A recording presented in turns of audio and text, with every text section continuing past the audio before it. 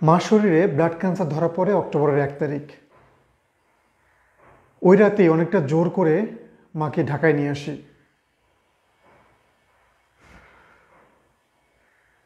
সবাই বলছিল পিজি হাসপাতালে অনেক ভালো চিকিৎসা হয় ব্লাড ক্যান্সারের। সেই কথাতেই পরপর 3 দিন পিজি হাসপাতালে নিয়ে যায় মাকে। প্রথম দিন ডাক্তার দেখলেন, বললেন যে রোগীর অবস্থা অনেক খারাপ, দ্রুতই ভর্তি করানো দরকার। উনি বেশ কয়েকটা টেস্ট দিলেন। ওই দিনই সবগুলো টেস্ট করালাম। 2 দিন পর রিপোর্ট হাতে পেলাম। রিপোর্ট নিয়ে আবারও ডাক্তারকে দেখালাম। উনি বললেন, হ্যাঁ, রংপুরে যে রিপোর্টটা এসেছিল এখানেও একই রিপোর্ট এসেছে, আপনার মায়ের শরীরে ব্লাড ক্যান্সার। আমি বললাম যে হাসপাতালে ভর্তির ব্যবস্থা করা যায় কিনা। উনি বললেন, দেখুন, এখানে তো ভর্তি হওয়াটা অনেক ডিফিকাল্ট, আপনারা চেষ্টা করে দেখতে পারেন। এই 3 দিন আমার অসুস্থ মাকে নিয়ে আমি যে দৌড়াদৌড়ি করছি পিজি হাসপাতালে, কতজনকে বলছি হাসপাতালে ভর্তির জন্য, কিন্তু কোনো ব্যবস্থাই করা যায়নি। অসুস্থ মাকে নিয়ে ঘন্টার পর ঘন্টা বসে থাকতে হয়েছে আমাকে ওই হাসপাতালে বারান্দায়। এক বড় ভাইয়ের সহায়তায় পিজি হাসপাতালের উপপরিচালক খোরশেদ আলম স্যারের সাথে দেখা করলাম। উনি বললেন যে ভর্তির ব্যবস্থা করা যাবে। উনি হেমাটোলজি ডিপার্টমেন্টের চেয়ারম্যান, বর্তমান চেয়ারম্যান আব্দুল আজিজ। তাকে ফোনে বললেন যাতে ভর্তির ব্যবস্থা করা যায়। আমাকে বললেন, তুমি যাও, দেখা করো, দেখা করলেই হয়ে যাবে। আমি অনেকটা আশা নিয়ে সেই বিভাগে গেছিলাম।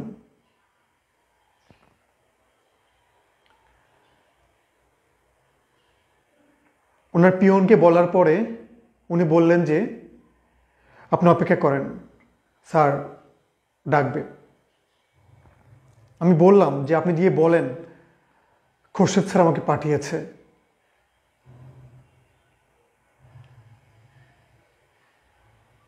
অফিস সহকারী গিয়ে কথাটা বলার পরও উনি আমাকে ভিতরে ডাকলেন না। 2 ঘন্টা আমি ওখানে তার দরজার সামনে দাঁড়িয়েছিলাম।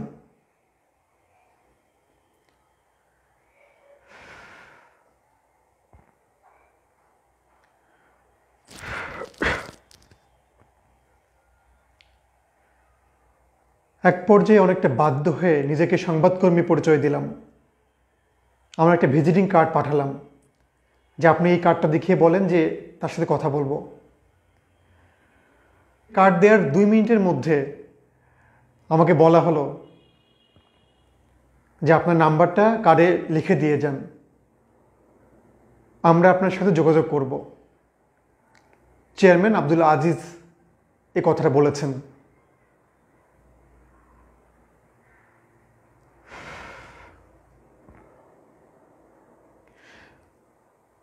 আমি অনেকটা আশা নিয়ে ওই কার্ডে আমার পার্সোনাল নাম্বার লিখে দিলাম, দিয়ে বললাম এই নাম্বারটা আপনি স্যারকে দেবেন। পরে আমার বাসায় বললাম যে বলেছেন যে আপাতত সিট খালি নেই, সিট খালি হলে তারা আমাদেরকে ফোন দেবে। সেই 1 অক্টোবর থেকে আজকে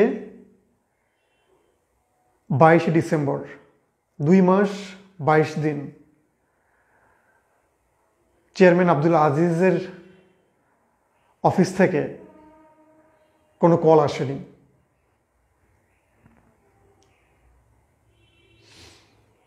গত 17 ডিসেম্বর আমার মা মারা গেছেন।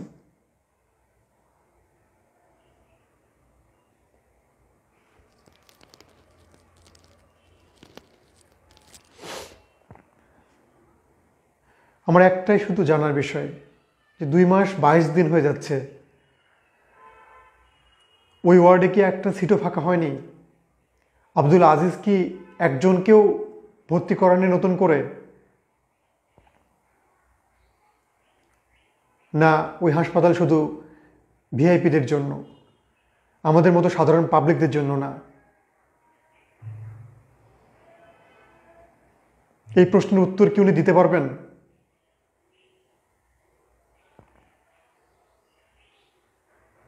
আমার মা যদি ওখানে একটু ভর্তি হতে পারতেন, হয়তো আরও কিছুদিন বেঁচে থাকতে পারতেন,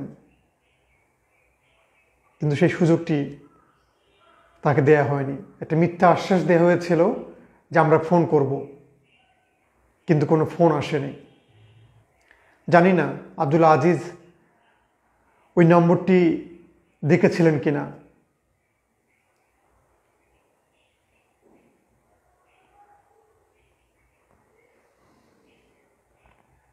তাকে শুধু একটা কথাই বলবো, আপনি যে বেতন পান এর কিছু অংশ আমার বাবার পকেট থেকেও আসে, আমার মার পকেট থেকেও আসতো।